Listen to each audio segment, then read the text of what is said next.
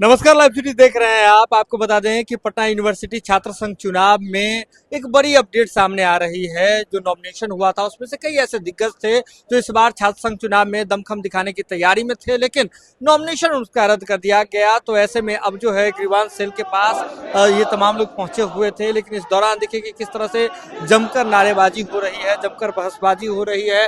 सभी का यह कहना है कि यूनिवर्सिटी जो है वह भेदभाव कर रही है, यूनिवर्सिटी साजिशन नाम काट रही है। लेकिन इसी बीच आपको बता दें कि जो सेल है उसकी ओर से मीटिंग जो है वह बुलाई गई थी, बैठक बुलाई गई थी, जिसमें से तमाम जितने जो नॉमिनेटेड लोग थे जिनका इस नॉमिनेशन में नाम हटाया गया था या इनवैलिड करार दे दिया गया था, बारी बारी से हर एक प्रत्याशी को बुलाया गया। भीतर जाने के बाद उन्हें अपना बात रखने का मौका भी दिया गया। और देखिए, जब बात रख करके आए हैं तो छात्र जदयू से जो इस बार अध्यक्ष पद के जो दावेदार थे, अध्यक्ष पद के तौर पर उन्होंने जो अपना नॉमिनेशन, अपना पर्चा दाखिल किया था, प्रिंस कुमार, वे क्या कुछ कह रहे हैं, पहले आप ये उनका बयान सुनिए। प्रिंस जी, आप मुलाकात के लिए गए हुए थे, क्या कुछ बात हुई?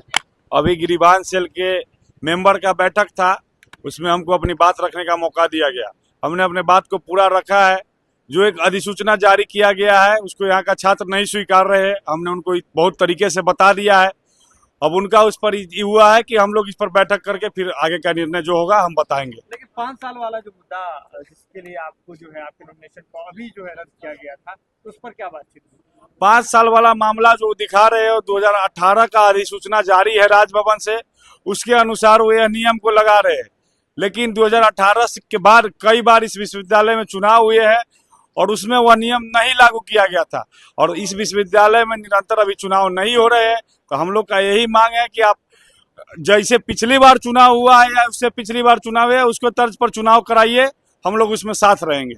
तो वीडियो देख लिया आपने। आपको बता दें कि सिर्फ प्रिंस कुमार ही नहीं बल्कि जितने भी जिनका नाम इस बार काटा गया है नॉमिनेशन से, जो है उनका नाम इनवैलिड करार दे दिया गया है। तो ऐसे में तमाम लोग अपने बातों को लेकर के पहुंचे हुए थे और सेल के पास पहुंचे हुए थे। वहां जाकर के उन्होंने अपनी बात रखी है और जमकर उस दौरान नारेबाजी हुई है, बहसबाजी हुई है। ये तस्वीर देखिए कि सभी छात्र जो है अपने अपने समर्थकों के साथ पहुंचे हुए थे, अपनी बात रख रहे थे। और यह भी कहा जा रहा था कि किस तरह से ये पूरा मामला जो है उसे अलग रंग देने की कोशिश की जा रही है। लेकिन जो कई छात्र नेता जो मुलाकात करके आए सेल से, उन्होंने सीधे तौर पे यह कहा कि इसमें जो 5 साल वाला जो नियम लगाया गया है उसके लिए सेल की ओर से जो है वह एक हवाला दिया जा रहा है। 2018 की अधिसूचना है जिसे राजभवन ने जारी किया है। तो 2018 के बाद तो कई ऐसे चुनाव हुए, उस दौरान इस अधिसूचना का ध्यान नहीं रखा गया था, लेकिन अब जो है जबरदस्ती इस अधिसूचना को लागू करने की बात आ रही है। लेकिन आपको बता दें कि सेल के द्वारा सीधे तौर पे कहा गया है कि हम आपकी बातों को समझ लिए हैं, सुन लिए हैं। इसके बाद हम आने वाले समय में लिस्ट जो है वह जारी करेंगे।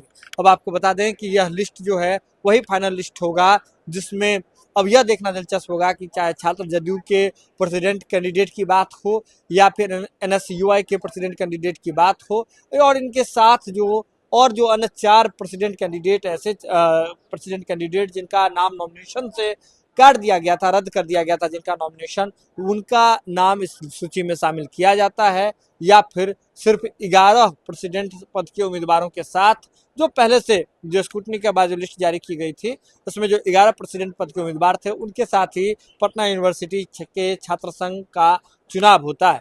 यह खबर आप लाइव सिटीज के यूट्यूब पर देख रहे हैं तो आप सब्सक्राइब कर लें, फेसबुक पर देख रहे हैं तो फॉलो कर लें। जुड़े हैं लाइव सिटीज के साथ, खबर का सिलसिला लगातार जारी है।